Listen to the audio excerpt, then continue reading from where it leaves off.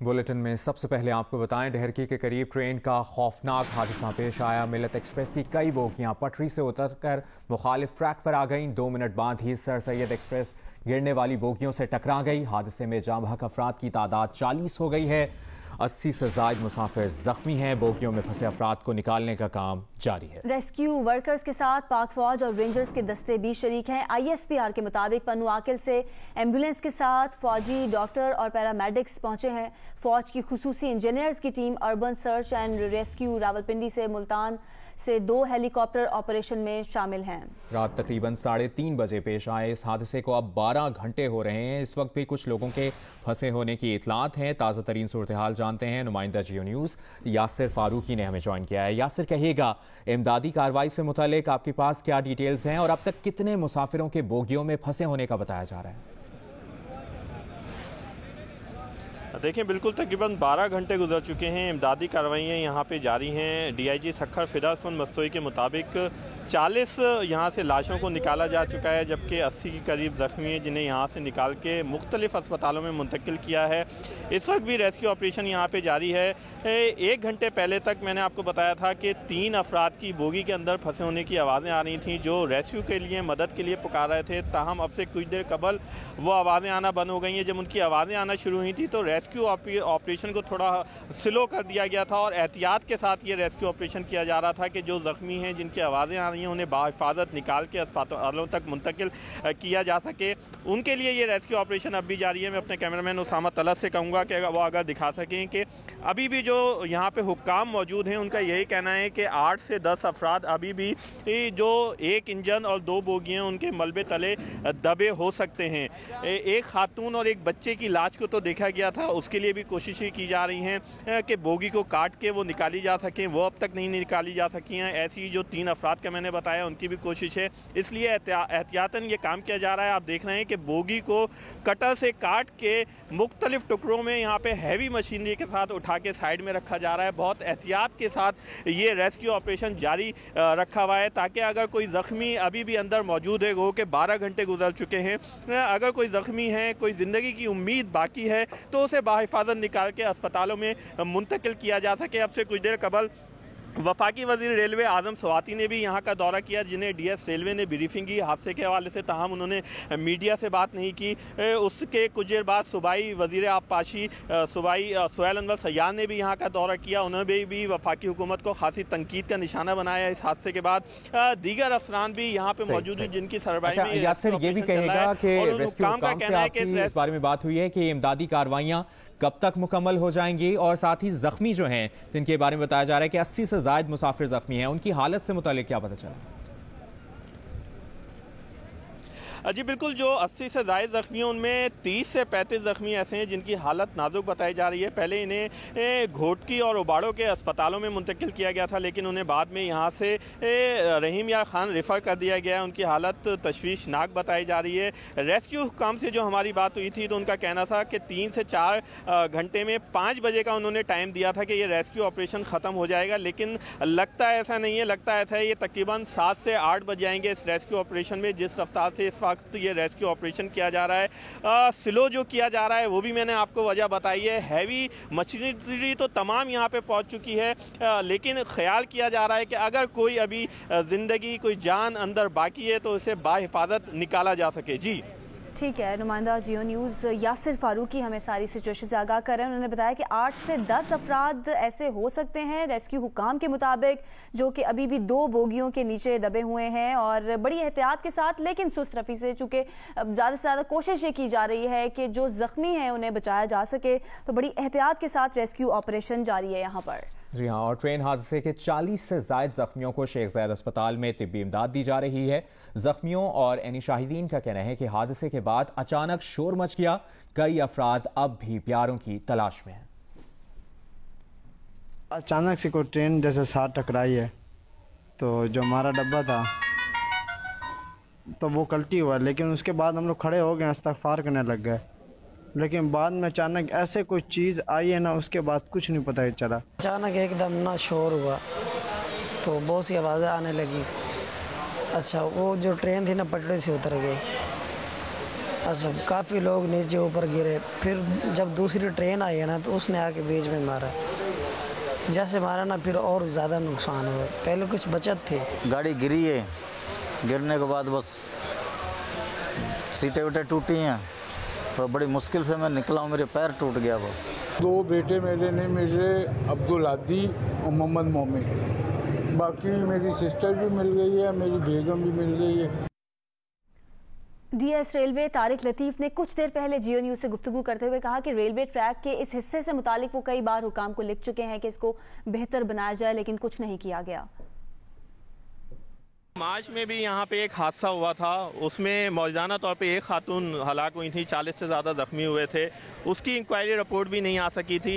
ये जो ट्रैक है नवाबशाह से आगे यहाँ तक पंजाब जाने वाला, कितना मुतासिर है और कितना रिस्की है ये ट्रैक?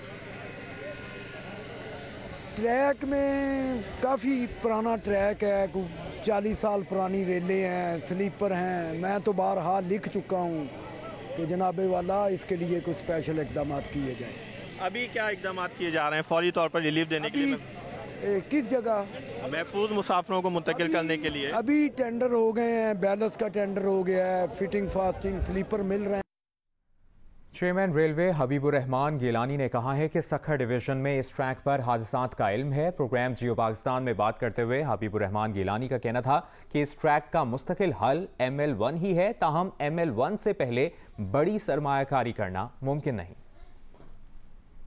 सखर था और ये जो ट्रैक है हमारा ML1 का, इसका मुस्तकिल इलाज उस वक्त तक मुमकिन नहीं जब तक कि ML1 प्रोजेक्ट जो है वो ये नहीं होता। और ML1 प्रोजेक्ट के लिए हमने अपनी तमाम तैयारियां जो हैं वो पूरी कर ली हुई थी और ये 5 अगस्त को ये एक्नेक से अप्रूव भी हो गया, लेकिन बदकिस्मती से कुछ इसमें जो तकनीकी वजूहात की वजह से अभी तक ये शुरू नहीं हो सका। लेकिन उसके बावजूद हम ट्रेन की जो ट्रैक की रिपेयर कर रहे हैं। अब हमारे लिए मुश्किल ये पेश आती है कि जब हम इसके ऊपर जो फंड स्पेंड करने की बात करते हैं और इसको पूरा रिपेयर करने की बात करते हैं, तो फिर ये एक दूसरा भी एक हमारे लिए प्रॉब्लम आता है कि भाई ये अगर हम आज इसके ऊपर करोड़ों अरबों रुपए खर्च करेंगे तो वो ML1 जब आएगा तो उसको दोबारा से वो उखेड़ के और दोबारा नई पटरियां डालनी पड़ेंगी। लेकिन ये इसमें ये इसके बावजूद मैं ये जरूर कहूंगा कि इसका जो मुस्तकिल इलाज है कि जब तक वो नहीं होता तो तब तक ये इसकी ट्रैक की हालत बिल्कुल फुल प्रूफ नहीं हो सकती। लेकिन अभी हमने इसके ऊपर हंगामी बुनियादों पर 1 महीना पहले काम शुरू किया था, क्योंकि इसी ये जो सिर्फ पैटर्न एक सिर्फ जो ये एक सखर डिवीजन का ये पैच है जहाँ पे ये एक्सीडेंट्स डिरेलमेंट के बार बार हो रहे हैं, क्योंकि ये तकरीबन 1 महीना पहले ये असूली तौर पे ये फैसला मिनिस्टर साहब की सरबराही में इजलास हुआ था कि अगर ML1 में ताकीद भी है तो इसको फौरी तौर पे रिपेयर किया जाए। लेकिन उसके बावजूद ये अभी इसमें जो रिपेयर है इसमें कोई टाइम लगता है, क्योंकि ये पूरा उसको ट्रेन का एक रनिंग ऑपरेशन होता है और चलती मतलब ट्रेनों का उसको टाइम बीच में से निकाल के तो इसके स्लीपर्स चेंज किए जाते हैं। रेलवे के साबिक वजीर ख्वाजा साद रफीक का कहना है कि घोटकी के हिस्से में रेलवे ट्रैक कमजोर है। इस ट्रैक की मुस्तकिल बुनियादों पर देखभाल और मुरम्मत की जरूरत है, लेकिन फंड्स नहीं। एक बयान में उन्होंने कहा कि घोटकी ट्रेन हादसे की तहकीकात रेलवे के शोबा FGIR करेगा। उम्मीद है हकायक सामने लाए जाएंगे, छुपाए नहीं जाएंगे। हमारी बार तो आप इस्तीफे मांगते थे, हम तो ऐसी कोई बात नहीं कहते, लेकिन आप रेलवे पे सफ़र करने वाले लोगों की ज़िंदगियों से ना खेलें और हम पर इल्ज़ाम आयद करने की बजाय अपनी कारकर्दगी बताएं। वज़ीर इत्तलात अगर उनमें हिम्मत है और वज़ीर दाखिला में जो पिछले वज़ीर रेलवे हैं तो वो सामने लाए ना, हमारे दौर का तरक्याती बजट क्या था, आप रेलवे को क्या दे रहे हैं, हम मेंटेनेंस में क्या देते थे, आप क्या दे रहे हैं। और जब आप कुछ देंगे नहीं रेलवे के महकमे को और उससे आप कारकर्दगी मांगेंगे तो कारकर्दगी आपको नहीं मिलेगी। डहरकी के करीब ट्रेन हादसे के बाद हैदराबाद रेलवे स्टेशन पर भी इंफॉर्मेशन डेस्क कायम कर दी गई है। मजीद बता रहे हैं नुमाइंदा जियो न्यूज़ अली नाई।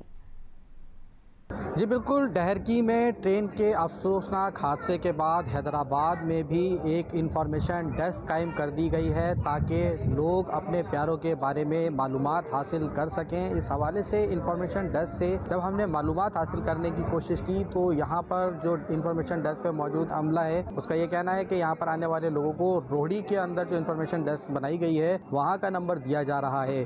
हादसे के अंदर कितने लोग जख्मी हुए हैं या उन जख्मियों का ताल्लुक उनमें से किसी का हैदराबाद से है या नहीं, या एक्सपायर होने वाले अफराद में से किसी का ताल्लुक हैदराबाद से है या नहीं, इस हवाले से इंफॉर्मेशन डेस्क के पास हैदराबाद की किसी किस्म की कोई मालूमात दस्तियाब नहीं है।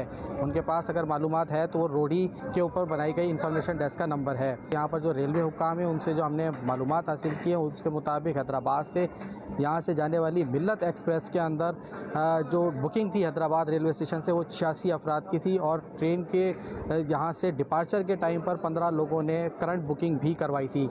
महकमा दाखिला सिंध ने कोरोना SOPs का नया हुक्मनामा जारी कर दिया है। कराची में रात 8 बजे तक कारोबार की इजाज़त होगी, जबकि जुमे और इतवार को कारोबार बंद रहेगा। रेस्टोरेंट्स टेक अवे सर्विस रात 12 बजे तक कर सकेंगे। जिम, इंडोर गेम्स पर पाबंदी बरकरार है। जारी नए नोटिफिकेशन में निजी और सरकारी इदारों में मुलाजमीन की वैक्सीनेशन 2 हफ्ते में कराने की हिदायत की गई है।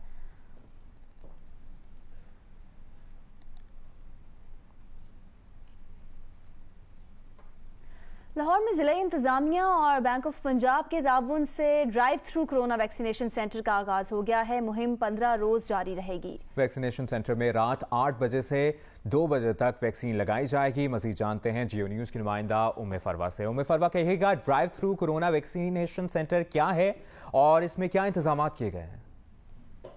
जी, मैं इस वक्त कज़ाफ़ी स्टेडियम के बाहर मौजूद हूँ। मेरे अगम में इस वक्त पंजाबी कल्चरल कॉम्प्लेक्स भी है। यहाँ पर महकमा सेहत और द बैंक ऑफ पंजाब के ताउन से एक जो drive through vaccination facility centre जो है वो कायम किया गया है और ये सेंटर जो है 8 बजे से लेकर रात 2 बजे तक रहेगा और इन सेंटर्स के अंदर मुख्तलिफ बूथ्स बनाए गए हैं। अच्छा, ये आपको बूथ्स जो नज़र आ रहे हैं, इसको बनाने का मकसद ये है कि वो लोग जो वैक्सीनेशन सेंटर नहीं जा सकते, यहाँ से गुजरते वक्त वो इन बूथ में आएंगे, अपना चेकअप करवाएंगे, रजिस्ट्रेशन करवाएंगे और फिर यहीं पर जो पंजाबी कल्चरल कॉम्प्लेक्स है वहाँ पर एक बाकायदा से इसी तरह का बूथ लगाया गया है जहाँ पर जो कोरोना से बचाव की वैक्सीनेशन जो है वो लगाई जाएगी। तो यहाँ पर तमाम तर फैसिलिटीज़ जो है उसका इंतज़ाम हो गया है और ये 15 दिन के लिए जो है ड्राइव थ्रू वैक्सीनेशन जो सेंटर है उसका एहतमाम किया गया है। सेंटर को बनाने का मकसद ये है कि वो हजरात जो मसरूफ़ हैं किसी वजह से या उनसे सेंटर जो है वो दूर पड़ता है तो उस सूरत में वो यहाँ पर आकर सेंटर में अपनी वैक्सीनेशन जो है वो करवा सकता है। जी, वज़ीर-ए-आज़म इमरान खान की ज़ेर सदारत कौमी इक़्तिसादी काउंसिल का इजलास शुरू हो गया है। इजलास में 2000 अरब रुपए से ज़्यादा का तरक्याती बजट मंजूर किया जाएगा, जिसमें विफाकी तरक्याती बजट का हजम 900 अरब रुपए और सूबाई तरक्याती बजट का हजम 1100 अरब रुपए तक रहने का इम्कान है। इजलास में चारों सूबों के वज़राए आला, आज़ाद कश्मीर के वज़ीर-ए-आज़म और गिलगित बल्तिस्तान के वज़ीर आला शिरकत कर रहे हैं। इजलास में विफाकी तरक्याती बजट का हजम 900 अरब रुपए और सूबाई तरक्याती बजट का हजम 1100 अरब रुपए तक रहने का इम्कान है।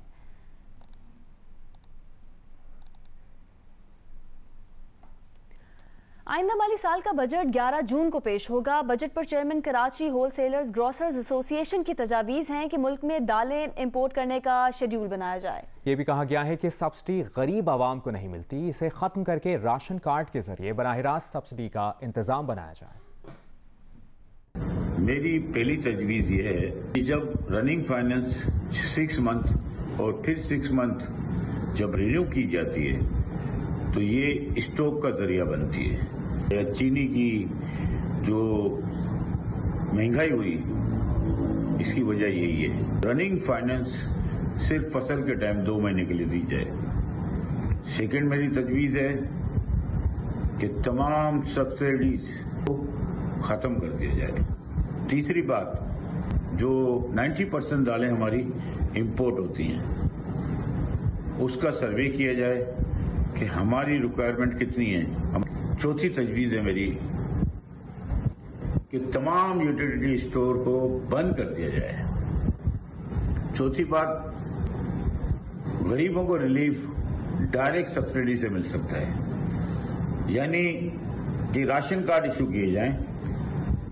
5वां नंबर, हमारे यहाँ जो मार्केट कमेटियां कायम हैं सिंध में, बलूचिस्तान में, उनको ख़त्म कर दिया जाए। इस इदारे को कायम रखना महंगाई बढ़ाता है।